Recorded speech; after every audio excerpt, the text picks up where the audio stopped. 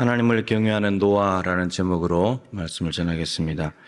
하나님의 존재에 대한 인간의 생각과 태도는 크게 두 가지로 나눌 수 있겠죠. 하나님이 없다고 생각하는 사람, 하나님이 있다고 생각하는 사람. 하나님이 없다고 생각하는 사람의 생각과 태도는 시편 14편 1절에 잘 나와 있습니다. 어리석은 자는 그 마음에 이르기를 하나님이 없다고 생각한다. 그 어리석은 자예요.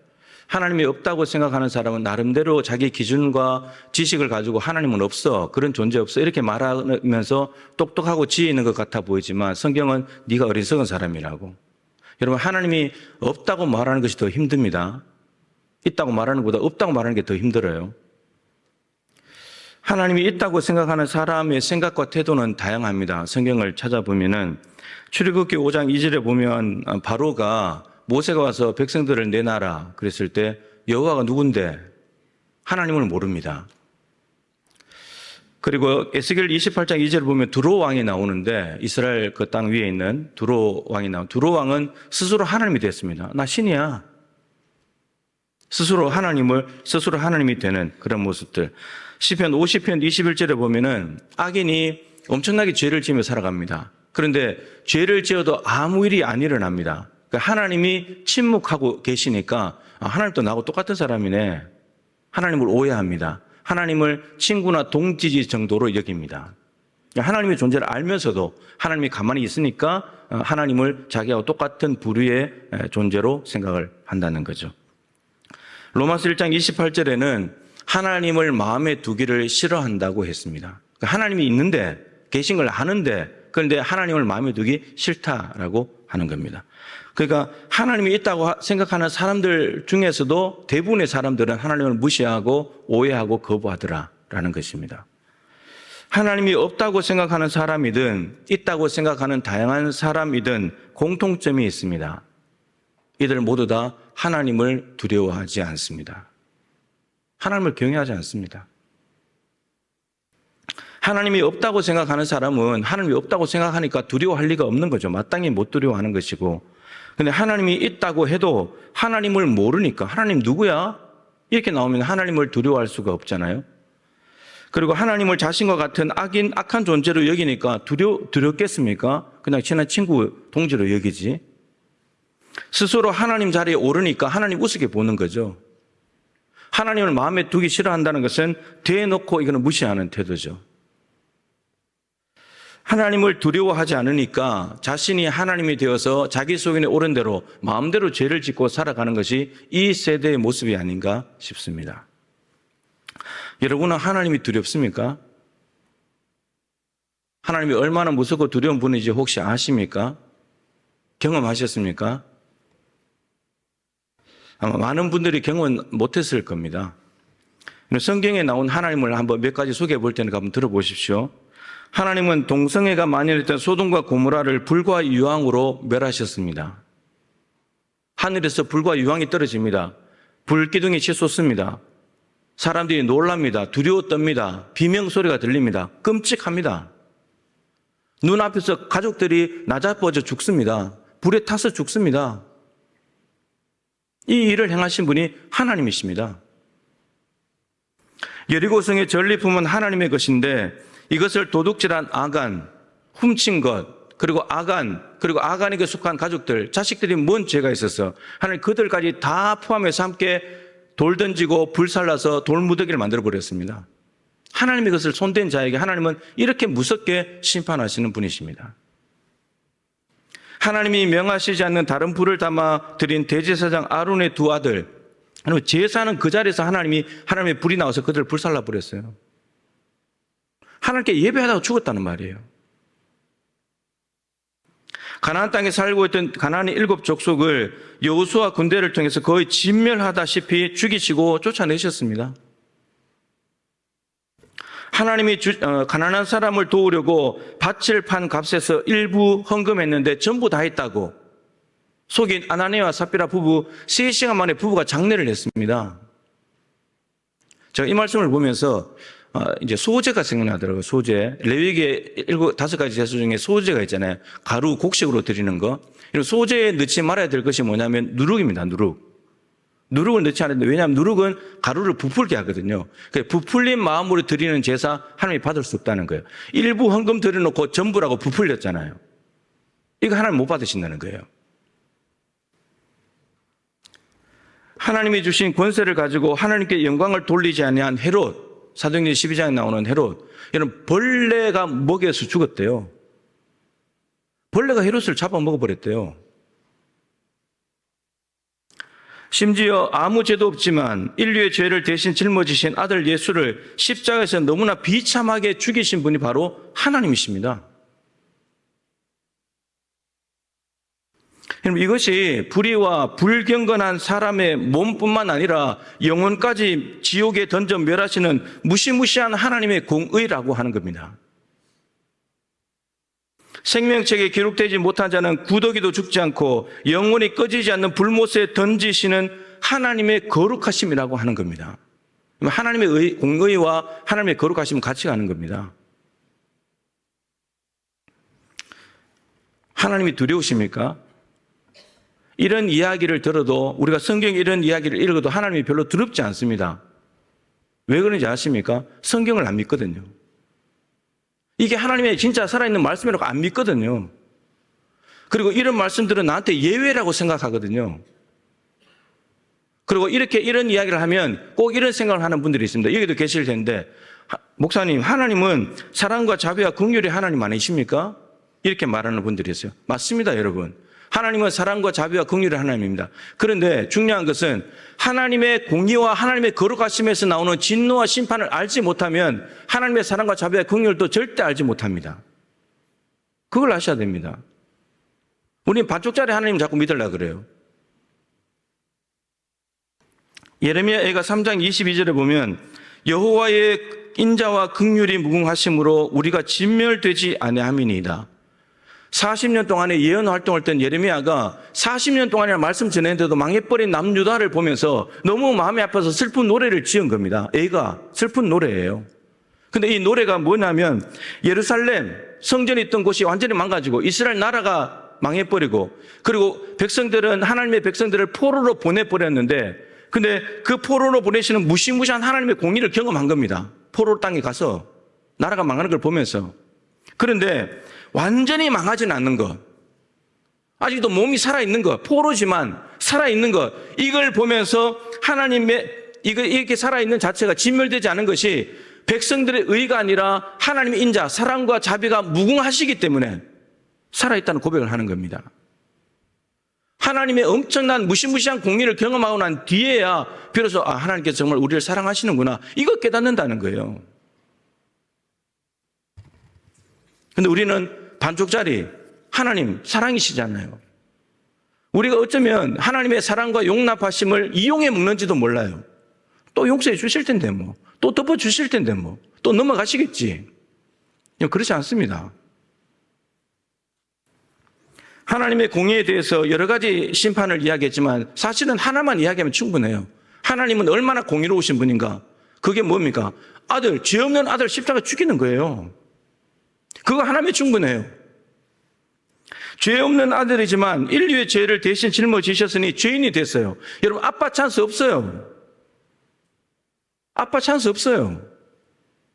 하나님 나 아들이잖아요. 죄 없는 아들이잖아요. 대신 죽는 거잖아요. 나 좀 봐주세요. 아빠 찬스 없어요. 아무 일도 하실 수 없어요, 하나님은. 아무 일도. 그냥 십자가에 죽이시는 것밖에 안 돼요. 하나님이 이상한 하나님입니까? 정신 나간 아버지예요? 그렇지 않습니다. 여러분, 만일 아들이라고 봐줬다면 어떻게 됩니까? 하나님의 공의가 무너집니다. 그러면 어떻게 됩니까? 다른 사람의 죄도 용서 못하죠. 세상은 죄악 천지가 됩니다. 망하는 길입니다. 망하는 길. 하나님이 아들조차 눈 감아주지 않고 심판하셨다면, 아들이라 할지라도 봐주지 않고 심판하셨다면 죄인인 우리는 어떻게 될까요? 당연히 심판이죠. 하나님의 진노의 손 위에 놓여져 있는, 당연히 심판받을 죄인인 겁니다. 아들도 안 봐주셨는데 우리가 뭔데 봐주겠어요? 봐주지 않아요. 죄인들의 죄를 짊어지시고 하나님의 공의로운 심판 앞에 예수님은 죽임을 당했습니다. 여러분, 그래서 짐승 태우는 냄새가 올라갔을 때 향기로운 냄새가 된 것처럼 아들 예수님이 십자가에 우리의 죄를 짊어지고 죽으셨을 때 이제 죄가 없어지는구나. 그 아들의 죽음을 보시면서 하나님은 향기를 맡으시면서 영광을 받으시는 거예요. 친자를 버리고 양자를 선택하신 아버지. 여러분, 이것을 알아야 나 같은 죄인도 구원하시고 용서하시는 사랑의 하나님을 알게 되는 겁니다. 그런데 사랑의 하나님만, 여러분, 하나님 사랑 알아요? 아들 죽이시는 공의를 모르는데, 내 죄 때문에 아들 죽이시는 공의를 모르는데 사랑을 어떻게 알아요? 몰라요, 여러분.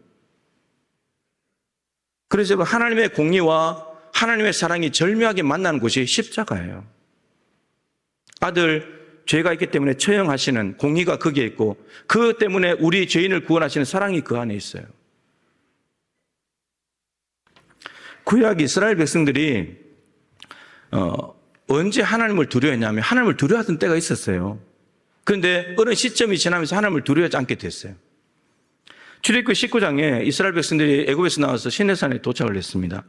하나님께서 모세 보고 올라가라고 해서 모세가 올라갔더니 하나님께 십계명을 돌판에 직접 써주셨죠. 그걸 들고 내려와서 백성들에게 이제 선포를 하는데, 그 선포를 들으면서 백성들이 이렇게 말하죠.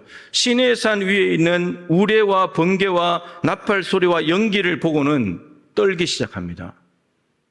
부들부들 떨어요, 두려워서. 그래서 멀리 서서 모세에게 말합니다. 모세에게 말하기를 하나님이 우리에게 직접 말씀하지 말게 해달라고. 너무 무섭다고. 그래서 당신이 말해라고. 하나님께 받아가지고 당신이 우리한테 전달해달라고.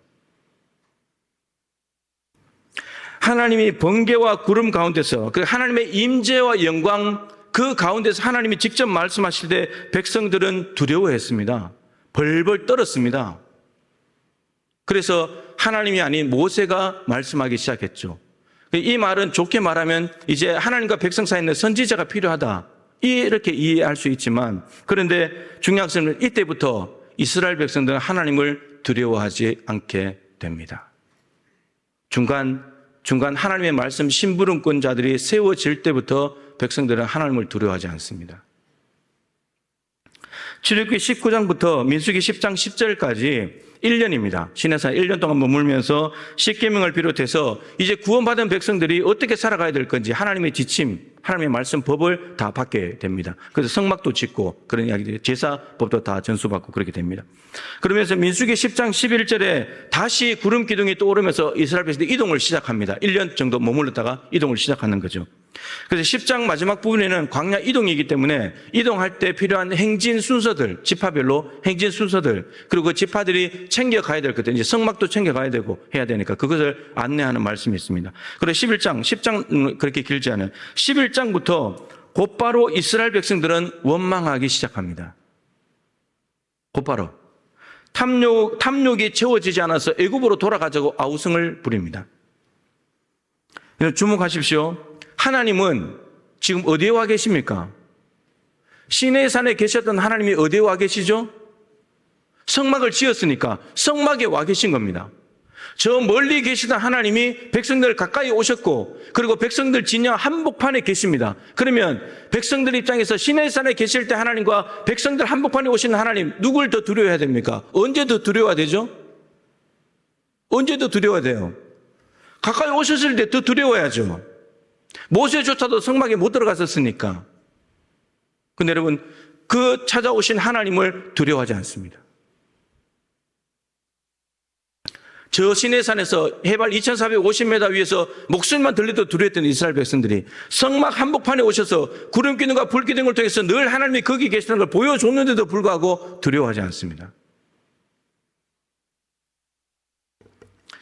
하나님이 아니라 모세가 말하기 시작했기 때문이죠. 모세가 말하기 시작했어. 두려운 하나님과 만나는 것은 모세 한 사람의 몫이고, 모세와 잘 만나면 되는 거고, 그리고 우리는 모세와 만나면 되지. 모세가 하나님 받은 거 전달해 주면 되는 거고. 하나님이 아니라 모세가 말하기 시작했을 때 이스라엘 백성들은 하나님을 두려워하지 않은 것뿐만 아니라 모세를 대적하고 비방하고 죽이려고까지 합니다. 그리고 그것은 하나님 원망으로 이어지게 되는 거죠. 민수기 11장을 계속 보면 이런 모세가 탈진합니다. 모세가 탈진해요. 하나님, 내가 이 백성들, 내가 하나님 백성이 내 백성입니까? 나 이거 못하겠습니다. 때려치우겠습니다. 탈진합니다. 백성들이 고기를 달라고 불평불만을 쏟아내니까. 모세에게는 두 가지가 힘든 점이 있었거든요. 고기를 달라고 하니까. 만나 이제 지겹다. 고기 달라고. 그리고 백성들을 감당해야 될 짐이 너무 무거운 거예요. 나 하나님 못하겠습니다, 이거. 하나님 백성이니까 하나님 알아서 하십시오. 그렇게 해서 하나님께서 처방을 내려주시기를 두 가지 다 해결해 주시죠. 고기는 매출하기로. 그리고 백성들의 짐을 나누어서 함께 져야 될 몫은 70명의 장로를 세웠습니다. 회막으로 불렀죠. 성령께서 성령을 부어주셨습니다. 그리고 회막에 오지 아니한 2명도 자기 장막에 있다가 성령을 받아서 예언을 했죠. 그 여호수아가 그걸 보면서 모세에게 저 두 사람은 여기 오지 않은데도 예언을 합니다. 중지하게 주십시오. 말했을 때 민수기 11장 29절에 모세가 아주 중요한 말을 합니다. 여호수아에게 네가 나를 두고 쉬게 하느냐. 여호와께서 그의 영을 그의 모든 백성에게 주사 다 선지자 되게 하시기를 원하노라. 나는 72명뿐만 아니고 모든 백성에게 200만 명에 다 성령을 주셔가지고 하나님 다 선지자 되면 좋겠다. 여러분, 하나님의 특별한 부르심을 받고 지도자가 된 모세가 성령을 독점할 수 있잖아요. 나만 누린 특권이 될 수 있잖아요. 근데 그렇게 안 하거든요. 다 성령 달라는 거예요. 제가 말씀을 주면서 모세 심정이 이게 뭘까? 그냥 성령을 독점할 수도 없지만 독점하지 않겠다는 그것뿐일까? 모세의 머릿속에 출애굽기 20장이 떠오르지 않았을까? 1년 전에 시내산에서 저 구름 위에서 말씀하신 하나님을 무서워하던 그 장면이 떠오르지 않았을까? 하나님 나한테만 말씀하시지 말고 이 백성들에게 직접 좀 말씀 다 하십시오. 나 혼자 말하고 내가 말하니까 안 들으니까.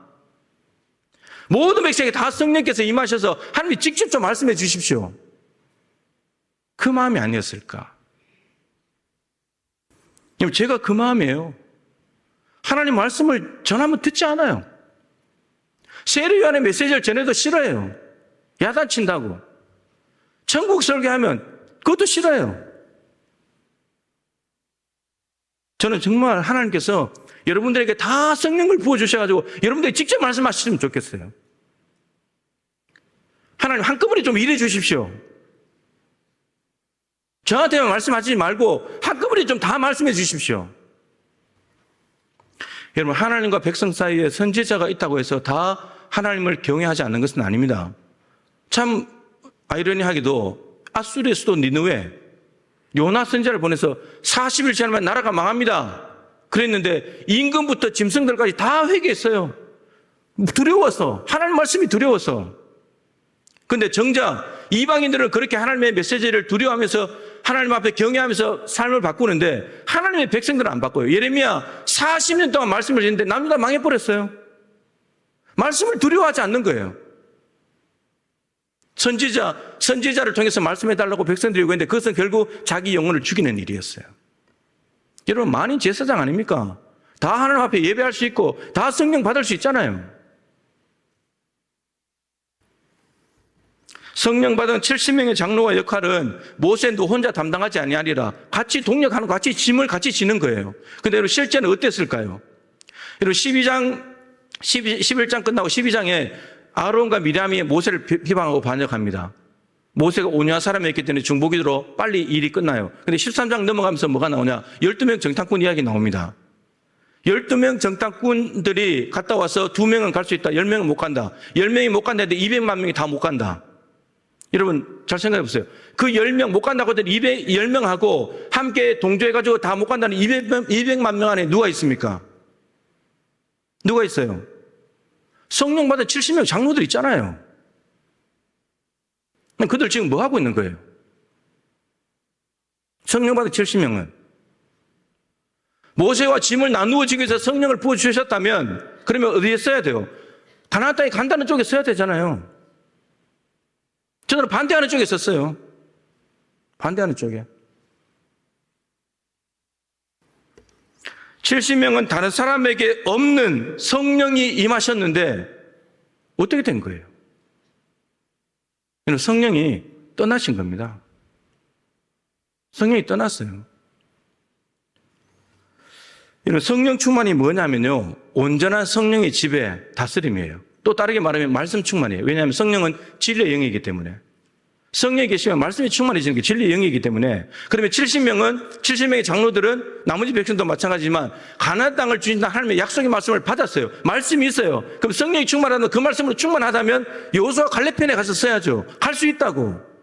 근데 반대편에 가서 쓴 거예요.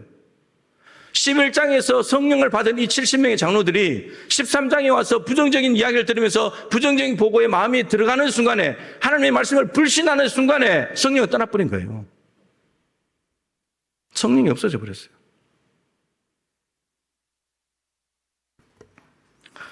짐을 나누어지는 게 아니라 더 큰 짐이 됐어요.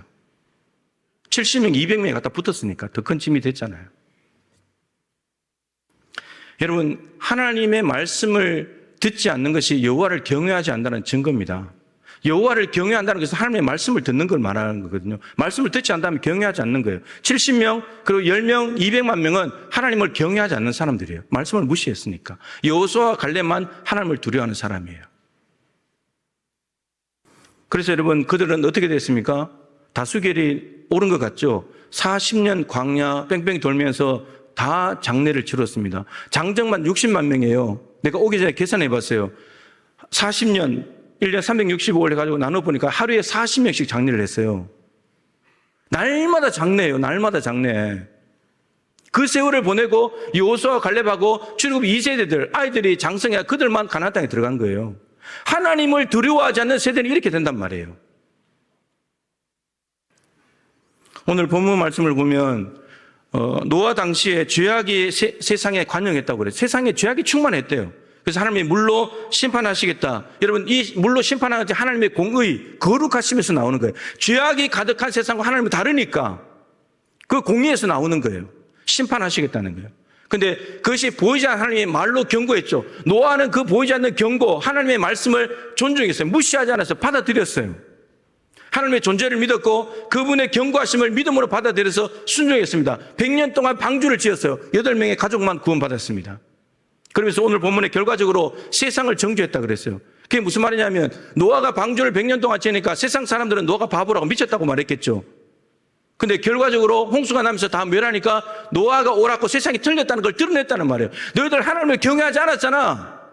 하나님을 경외하지 않는 백성들을 어떤 결과가 어떤지를 드러냈다는 말이에요. 그리고 노아는 믿음을 따르는 의의 상속자가 됐다고. 이런 창세기 7장 1절을 보면 하나님께서 노아에게 내 앞에서 네 의로움을 내가 봤다고. 왜요? 말씀에 순종하는 노아였기 때문에. 하나님의 의에 근거한 하나님의 말씀을 선포했을 때 그 말씀을 받아들인 사람은 하나님이 의로우시듯이 그 사람도 의롭게 된다는 말이에요. 이게 믿음을 따르는 의의 상속자라는 말은 로마서 주제가 똑같아요. 믿음으로 의롭게 된다. 이신칭의. 믿음에 의해서 의로운 사람이 됐다는 말이고 그 의의 상속자가 됐다는 말은 오늘 11서 11장 7절 앞에 보면 아벨과 에녹이 나옵니다. 그 사람들을 이어서 의를 전하는 상속자가 됐기 때문에 다음 아브라함으로 넘겨주는 사람이 됩니다. 의의 한 꼭지점이 됐다는 말이에요.